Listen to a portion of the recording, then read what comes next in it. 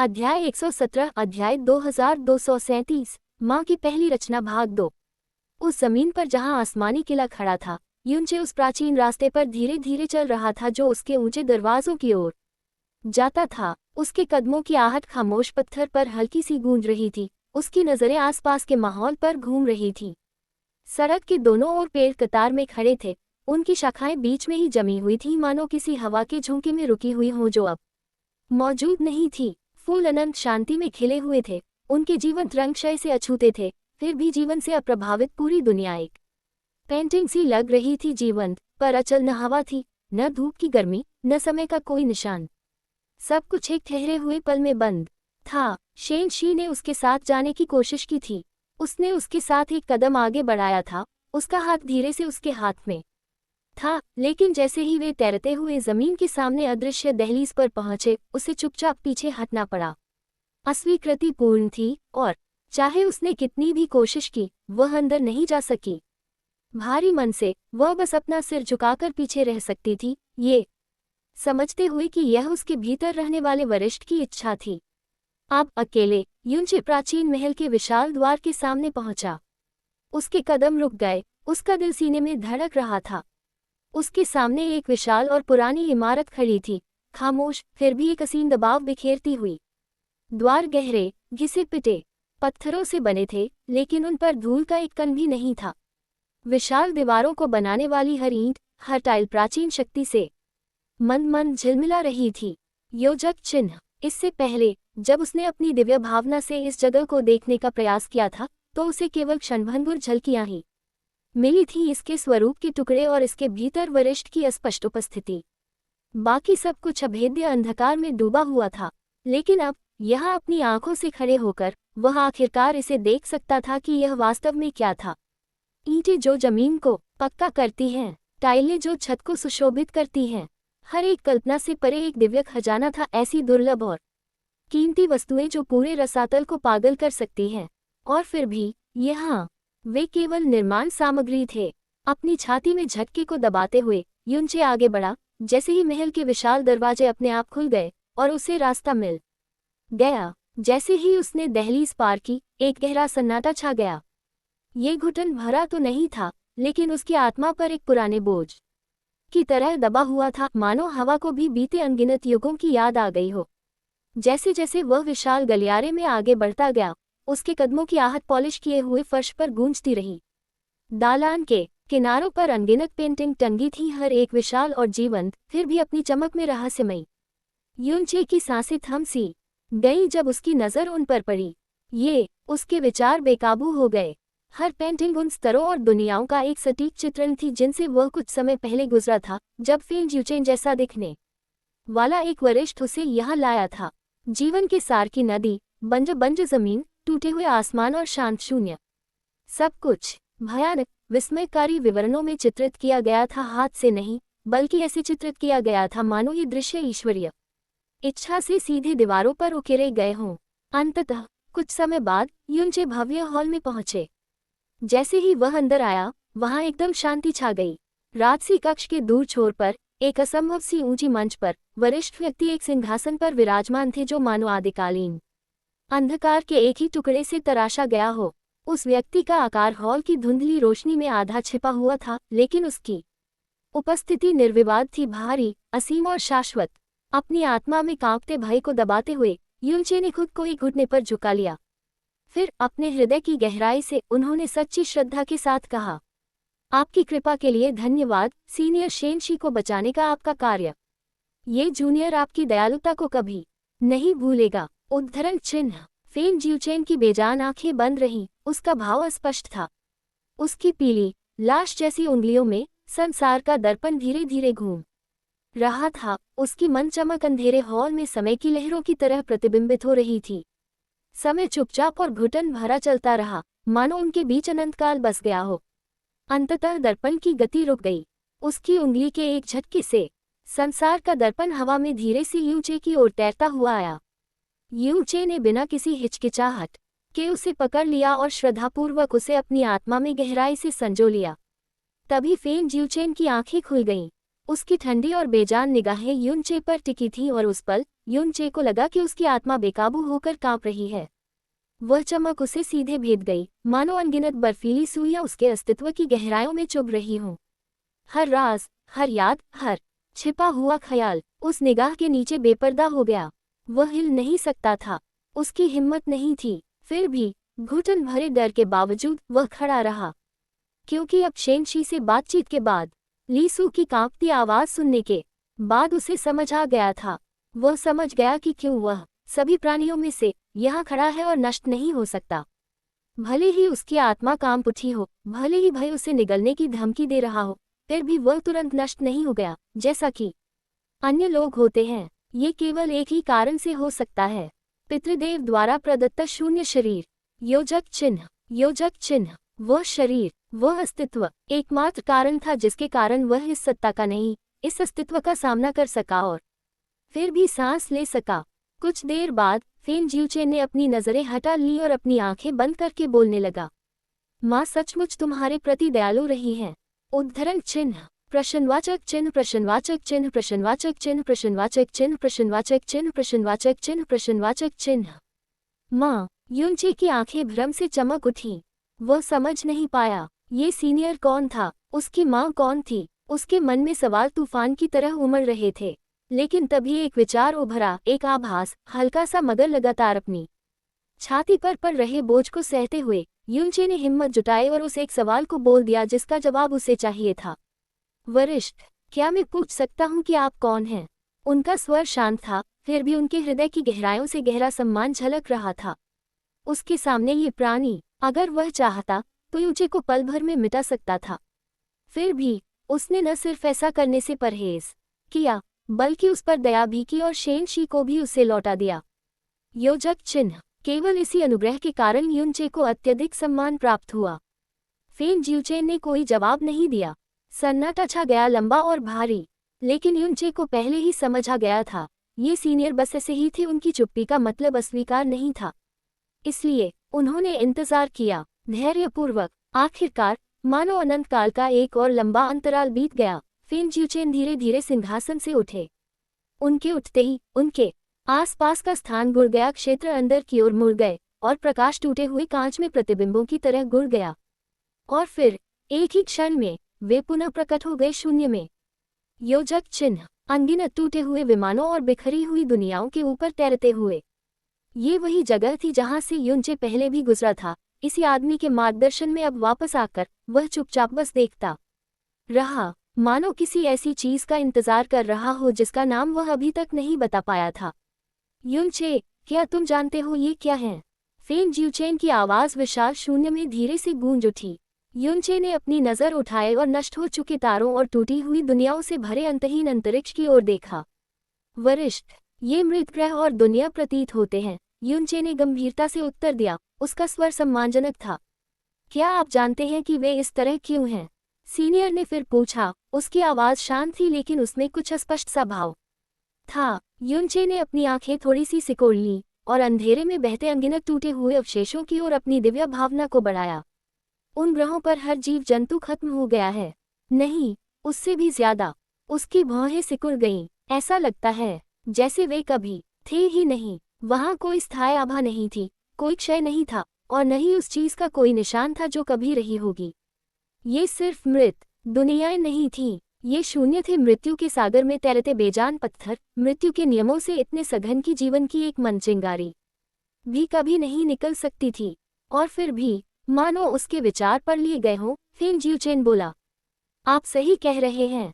ऐसी जगह कभी भी जीवन को जन्म देना तो दूर, उसे कायम भी नहीं रख सकती।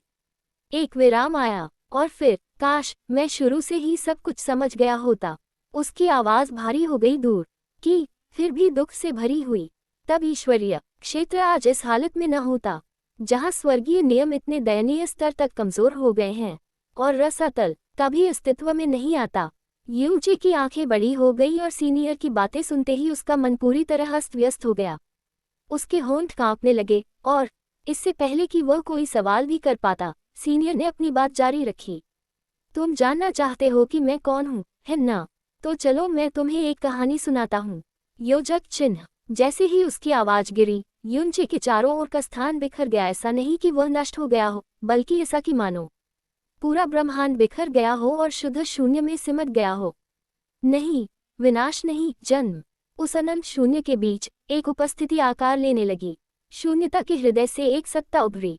युनचे ने आंखें सिकोड़कर देखने की कोशिश की, फिर भी चाहे उसने कितनी भी कोशिश की हो, वह आकृति अंधेरे में छिपी रही। उसकी साधना इतनी नहीं थी कि वह जो देख रहा था उसे ठीक से समझ सके, और फिर भी उस स्पष्टता के बावजूद उस आकृति से एक अजीब, अवर्णनीय परिचय का भाव निकल रहा था। एक ऐसा एहसास जो उसने पहले सिर्फ एक बार ही महसूस किया था। पैट्रिक देवी, युनचे अनजाने में बुदबुदाया। हाँ, फेन ज्यूचेन की आवाज ने उसके पास से धीरे से पुष्टि की। शून्य से जन्मी पहली सत्ता, वह जो शून्य से ही अस्तित्व में आई। वहां कुछ देर के लिए सन्नाटा छा गया। योजक चिन्ह। फिर एक ऐसे स्वर में जो न तो घमंडी था और न ही गर्वपूर्ण, बल्कि शांत और निरपेक्ष था, उन्होंने कहा, वो मेरी माँ है। युनचे लगभग गिर पड़ा। उसका दिल इतने जोर से धड़का कि लगभग रुक गया। सर सीनियर, आप मजाक कर रहे होंगे, युनचे हकलाते हुए बोला, अपनी छाती पर पड़े जबरदस्त सदमे को दबाने की कोशिश कर रहा था। उसकी आवाज फट गई, गला सूख गया। अब भी उसका एक हिस्सा जो उसने अभी अभी सुना था, उसे स्वीकार करने से इनकार कर रहा था। फिर भी फेन ज्यूचेन ने तुरंत कोई प्रतिक्रिया नहीं दी। वह बस चुपचाप खड़ा रहा, जिससे युनचे का डर और बढ़ गया। फिर आखिरकार उसकी आवाज फिर से धीमी पड़ गई, शांत, खोखली, मानो समय के आदिकाल से कोई प्रतिध्वनि आ रही हो। जैसे ही मेरी माँ अस्तित्व में आए और उन्हें स्वयं के बारे में जागरूकता प्राप्त हुई, उन्होंने महसूस किया कि सारी शक्ति, वह बल जो अस्तित्व में हो सकता है, स्वाभाविक रूप से उनके भीतर एकत्रित हो गया था।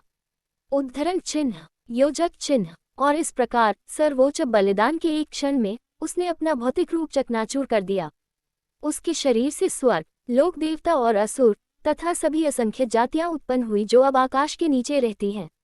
लेकिन दुनिया को आकार दिए जाने से बहुत पहले, जीवन की अवधारणा के जन्म लेने से भी पहले, उसने धीरे से अपनी नज़र युनचे की ओर घुमाई। उनकी नज़रें मिलते ही उसकी सांस गले में अटक गई। उसने मुझे बनाया, उसका पहला बच्चा, शून्य में उसकी पहली सांस। फेन ज्यूचेन की आवाज गहरी हो गई, उसमें कुछ प्राचीन और अथाह भारीपन समा गया। मैं मृत्यु का नियम हूँ, मैं उसकी पहली रचना हूँ, मैं यही हूँ, फेन ज्यूचेन ने स्पष्ट रूप से कहा, क्योंकि उसके लिए ये सिर्फ तथ्य की बात है।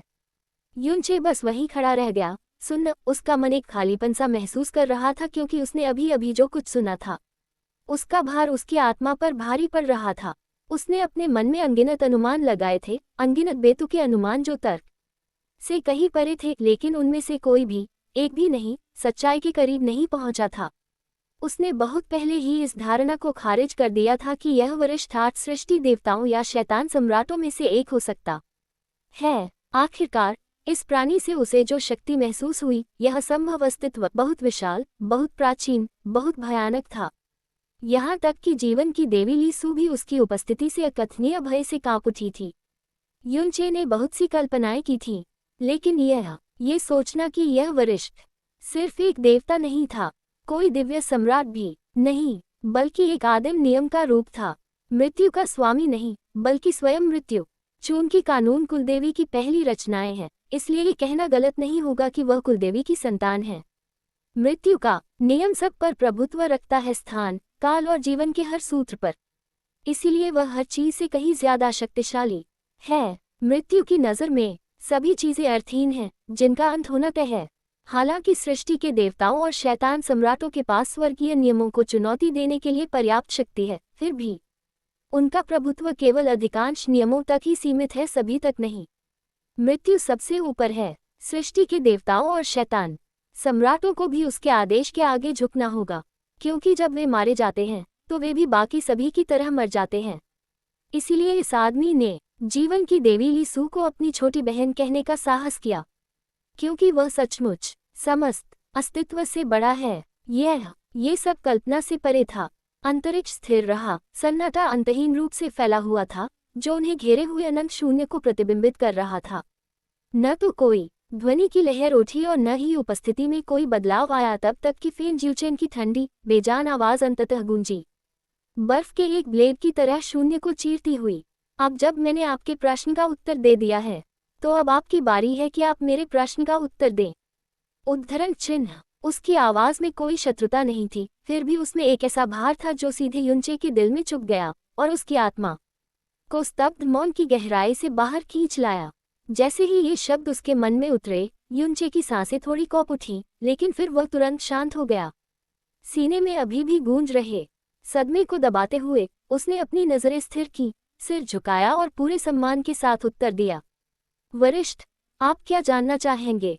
ये सोचना कि यह प्राणी मृत्यु के आदिम नियम का यह अवतार, जिसकी शक्ति सृष्टि के देवताओं से भी कहीं बढ़कर है, उससे कुछ पूछना चाहेगा। युनचे का मन हर दिशा में दौड़ रहा था, यह अनुमान लगाने की कोशिश कर रहा था कि यह किस प्रकार का प्रश्न सकता है। फिर भी अगर उसके पास 100 और मन होते तो भी उनमें से कोई भी यह अनुमान लगा सकता था कि आगे क्या होने वाला है। फिर भी अपनी आंतरिक अशांति के बावजूद वह शांत, संयमित और सम्मानपूर्वक खड़ा रहा, प्रतीक्षा करता रहा।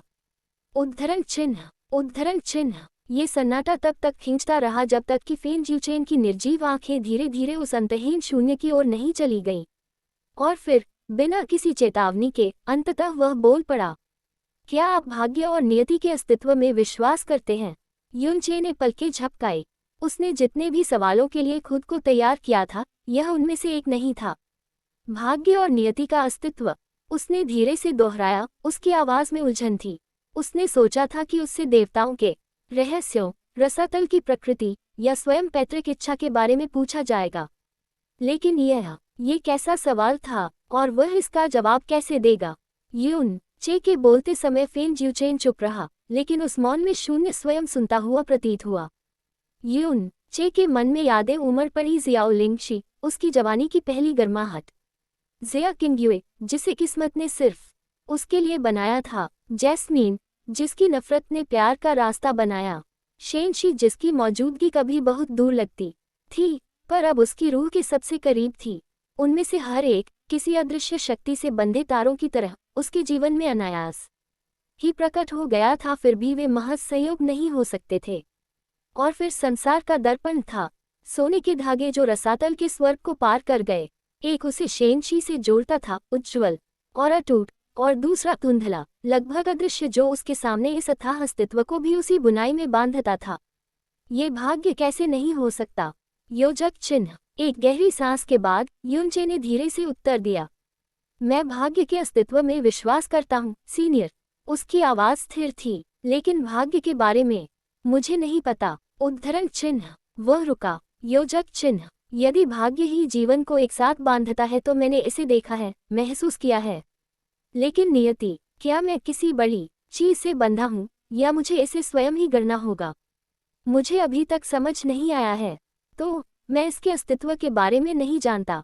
समय तारों के बीच के सन्नाटे की तरह बीत रहा था, विशाल शून्य में लंबा और शांत, और युनचे का उत्तर हवा में तैर रहा था। उसके सामने खड़ा प्राणी, यह अस्तित्व जो समझ से परे था, इतनी देर तक मौन रहा कि युनचे को आश्चर्य हुआ कि क्या उसका उत्तर सुना भी गया था। फिर आखिरकार फेन जिउचेन बोला। उसकी आवाज धीमी, हमेशा की तरह ठंडी, फिर भी दूर की, लगभग खोखली थी। मैं भी ऐसा ही सोचता था, उसने कहा। उसकी नज़र पूरी तरह युनचे पर पड़ी, बेजान आंखों में अथाह गहराई थी।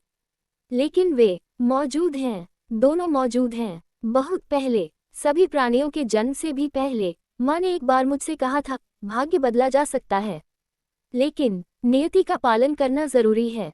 उनके शब्द धीमे थे, फिर भी उनमें समय से भी पुराने नियमों का भार था। तो भाग्य और नियति दोनों अस्तित्व में हैं। उद्धरण चिन्ह। युनचे स्थिर खड़ा रहा, अपनी भौहों पर बढ़ते तनाव को छिपा नहीं पाया।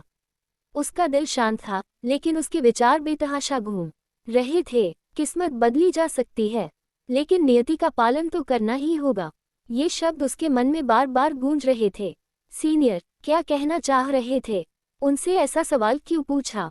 उन्हें क्या समझना था? युनचे की साधना, इच्छा शक्ति और मन सभी अंतहीन तूफानों के माध्यम से निखर गए थे, फिर भी इस अस्तित्व से पहले स्पष्टता भी उनसे दूर थी। क्या यह एक परीक्षा थी, एक सबक, या एक चेतावनी? उसे कुछ पता नहीं था, और जितना ज्यादा उसने समझने की कोशिश की, उतना ही कम उसे यकीन होता गया कि ये सब कहाँ जा रहा है। तुम्हें अभी ज्यादा सोचने की जरूरत नहीं है, फेन जिउचेन ने साफ कहा। मानो युनचे की आंखों के पीछे के भ्रम के भावर को पढ़ रहा हो। बस इतना जान लो कि तुम यहाँ हो क्योंकि किस्मत ने तुम्हें मेरे पास पहुंचाया और मुझे तुम्हारे पास। उद्धरण चिन्ह, योजक चिन्ह। उनके शब्दों में कोई भावना नहीं थी, केवल एक निर्विवाद अंतिमता थी, जैसे अनंत काल तक गूंजती हुई दिव्य घंटी की ध्वनि। मैं माँ की इच्छा का पालन करूंगा, बस इतना ही है। तुम यहाँ उस छोटी ड्रैगन लड़की की वजह से हो। तुमने इतना कुछ हासिल कर लिया है। जैसे ही फेन जुचेन ने अपना पीला हाथ उठाया, एक आत्मा कांपती हुई, मन मन चमकती हुई उसकी हथेली से शून्य से उठती धुंध की तरह उठी। युनचे की आंखें चौड़ी हो गईं। आप भतीजे मो के साथ अपने रिश्ते को सुधारने के लिए कुछ चाहते थे। उसकी उंगली के एक झटके से आत्मा युनचे की ओर बह निकली। स्तब्ध युनचे ने सहज ही हाथ बढ़ाया और उसे अपनी आत्मा सावधानी से संजो लिया और अपने भीतर सुप्त लेकिन परिचित सार को महसूस किया। तुम्हें वह मिल गया। आप दुनिया को सुधारना चाहते हैं, स्वर्गीय नियमों को पुनः उसी रूप में स्थापित करना चाहते हैं जैसा वे पहले थे। फेन जिउचेन की बेजान निगाहें कुछ पल के लिए धुंधली पड़ गईं और एक पल के लिए ऐसा लगा जैसे अनगिनत युग उनकी आंखों में गुजर गए हों। एक प्राचीन और अटल निर्णय उनके भीतर गहरे ठंडे तारे की तरह चमक रहा था। अचानक पूरा शून्य टूटे हुए कांच की तरह टूट गया। यून चे ने महसूस किया कि उसके नीचे की जमीन गायब हो गई। अनंत अंतरिक्ष गुल रहा था, फिर से बन रहा था और फिर वे एक बार फिर बर्बाद विमान के सामने खड़े थे, टूटी हुई दुनिया और बुझी हुई रोशनी की भूमि। फेन जिउचेन धीरे से उसकी ओर मुड़ा। ऐसा किया जा सकता है, लेकिन इससे पहले आपको अपनी नश्वर आत्मा का समाधान करना होगा। उद्धरण चिन्ह। फिर वे शब्द आए जो युनचे को ब्लेड की तरह काट गए। मुझसे लड़ो, तुम्हारे पास जो कुछ भी है उससे